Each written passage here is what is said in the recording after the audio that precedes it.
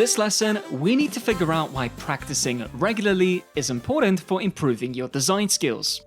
It's okay to feel super excited about design for a week, but if you stop doing it for 3 months, you'll come back feeling like you forgot half of what you've learned. Think of it like reading a book. If you read a few pages every day, the story stays fresh in your mind. But if you stop for too long, you might start to forget what happened. To be consistent, it's not that you have to quit social media or stop playing video games, but if design is something you really want to get better at, then finding some time, maybe even 20 minutes a day, can make all the difference. Each time that you practice, you're strengthening what you've learned and adding a bit more to it. However, if you skip too many days in a row, your brain might start to replace the information that you've learned with something else. Like I mentioned before, I'm not here to tell you to stop doing the things you love. That's pretty much impossible. Instead, it's just about you being aware that when you choose to practice design consistently, you are collecting experience points, just like in a video game.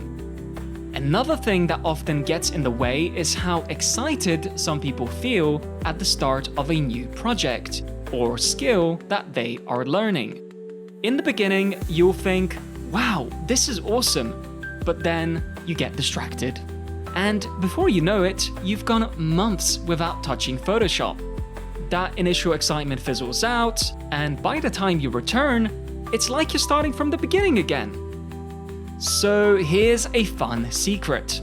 Stay in touch with your design skills, even if it's just a quick, hey, I'm going to open Photoshop and experiment with my design. You see, that small action reactivates your memory and keeps the door open for deeper learning when you have more time. And it's not about forcing yourself to focus at every waking moment, because that wouldn't be healthy. It's about taking small steps regularly so your progress never fully resets. Ultimately, practice is what helps you to create a new skill. And you're showing your brain, hey, this is important. We should keep these pathways active.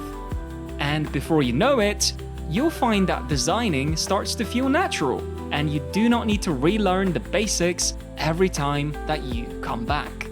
Who knows, with a bit of organization, you might discover new shortcuts and ideas faster than you thought possible.